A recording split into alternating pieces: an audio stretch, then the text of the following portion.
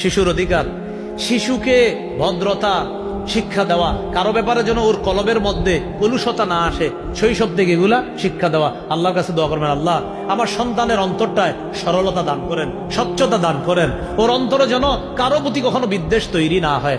আনাস রাদিয়াল্লাহু তাআলা আনহু বলেন, নবীজি আমাকে বলেছেন, তিরমিজির 2678 নম্বর হাদিস, 2678, নবীজি আমাকে বলেছেন, এই ছেলে, হে বৎস, এইভাবে বলেছেন, শোনো, ইন কাদারতা আন তুসবিহা ওয়া তুমসিয়া ওয়ালাইসা ফি কলবিকা গিশুন লিআহাদিন ফাফাল। তুমি যদি পারো যে তোমার সকালটা এমন হয়েছে, তোমার অন্তরে কারো প্রতি কোন রকমের কলুষতা নাই, কারো প্রতি তোমার কোনো বিদ্বেষ নাই, তোমার রাতটা যদি এমন হয় যে কারো প্রতি তোমার কোনো বিদ্বেষ নাই, তুমি এমনটাই করবা। মানে তোমার রাত যেন হয় বিদ্বেষ মুক্ত রাত, তোমার দিন যেন হয় বিদ্বেষ মুক্ত দিন, তোমার অন্তরে যেন কারো প্রতি কোনো কলুষতা না থাকে। নবী বললেন, শোনো বালক, জালিকা মিন সুন্নতি, এই যে তোমারে শিখাইলাম এটাই আমার সুন্নত, কারো প্রতি কলুষতা না রাখা এটাই আমার সুন্নত।